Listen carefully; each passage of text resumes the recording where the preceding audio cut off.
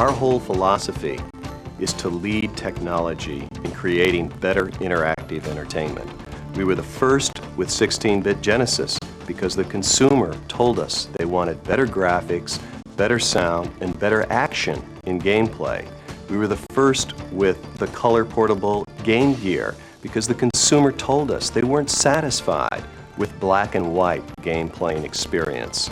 We were the first with CD-ROM because the consumer said they want more than just computer graphics in their game playing experience. And now we're the first with multimedia, and we've built this tremendous multimedia studio here in Redwood City, spending $10 million on it. The reason we created the multimedia studio here inside Sega was to really create a total environment where all the various disciplines could come together and really work side by side to create the best possible gaming experience. It's very similar to the sort of early, maybe even heyday of Hollywood, where everything from the art department to design to makeup to all of the production facilities and post-production facilities were under one roof. Jurassic Park is the first production of Sega's internal multimedia studio. This is a game, this is a product about dinosaurs. What we want to do is we want to create an environment where people can see how these animals behave and see how they will interact with humans when they're confronted with them. When we're creating a world, we'll start out by just getting our pencils out and start drawing what the designers have set out for us. And as you can see here, I've got the 4 screens just drawn up, and we then scan these with just a conventional scanner onto a Macintosh. So we get our first look at it on the screen in a sort of a pencil form, a pencil rough. We also do animal animations, and we're using SGI machines, and we're using a very sophisticated animation tool which does a 3D model. Essentially, you're looking at it as a camera would look like at a real space, and you're building objects in that space, and they're real 3D, so you can take a camera and go around it and really see it as a 3D object. We did some study on seeing what animals move like today. For instance, ostriches are sort of distant relatives of dinosaurs according to the latest theory. We're seeing the environment unfold, the animals are starting to be there, and now we're giving them, the programmers are giving them behaviors and actions and reactions. I think that's the fun part.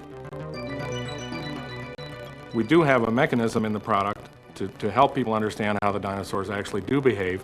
We've used a major paleontologist by the name of Dr. Robert Bacher, who's come in and help us to understand how the dinosaurs move, what kinds of behaviors the dinosaurs would incorporate. And Bacher is really an interesting character, and I think he'll really bring some flavor to the product. Triceratops had very strong legs. It could... No, I don't want to do that. Never mind. What's more important, acceleration or speed? Acceleration. Triceratops had very strong legs. It could accelerate in a charge right away and hit a top speed of 30 miles an hour.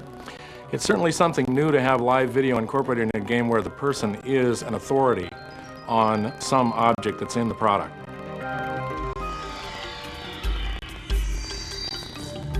Sometimes the sampled sound effects libraries just wouldn't do it, so we had to go and get the sounds of real animals in a natural environment. One such place was the Okefenokee Swamp in Georgia, where I got real ambiances and real bird sounds and the sounds of real alligators. So I'm able to put the sample of a normal animal through all these different digital effects. And then we can take that sample and we can put it directly into the game, and that can be our dinosaur. So it's based on the sound of a real animal, and it sounds sort of like a real animal, but it's not. Music will play a big part in establishing the mood of the scene. If you think that everything is fine and you've taken care of all the dinosaurs in your area, and the mood of the music changes to a more dramatic, foreboding kind of a theme, you know that your job is not done in that area, and you better search and discover what else is in the environment that may attack you.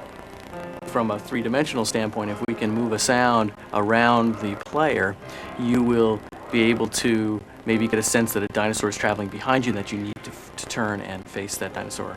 We want people to be able to sit in their living room with a standard stereo pair of speakers and feel that they're in the middle of a jungle or a windy desert.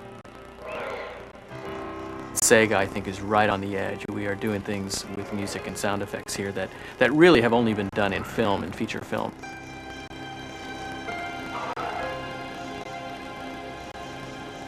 There are so many different opportunities, and we have a good handle with the experience that we've gained from working on Jurassic Park over the past year to really come up with some innovative ideas for future products.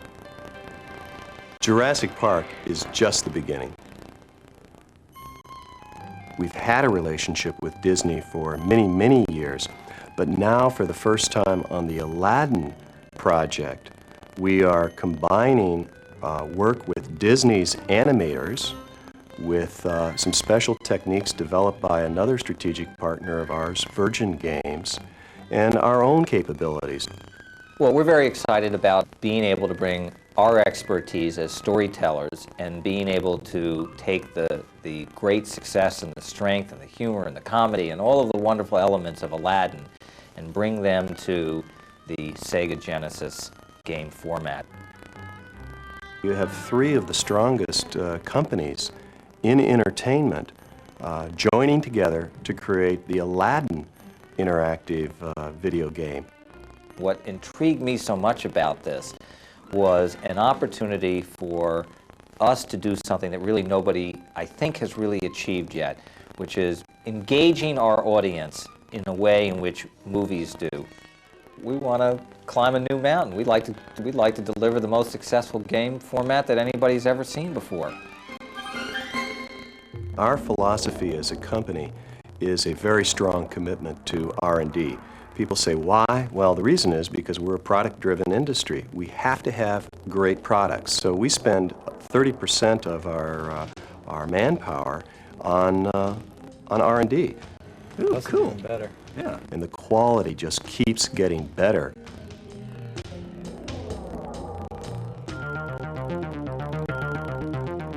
The Activator is another example of Sega's leading-edge technology. It's the first time where the player has to physically become engaged in the gameplay. The human body becomes a control pad and is really a lot of fun. Virtual reality is probably one of the most talked about products today, and what we're trying to do is bring virtual reality experience to the consumer with a product that hooks to the Genesis for a few $100. Nobody else has done anything like this. Software is all important. We say around here the name of the game is the game, and we mean it. Sega is known for incredible sports software, Sega Sports.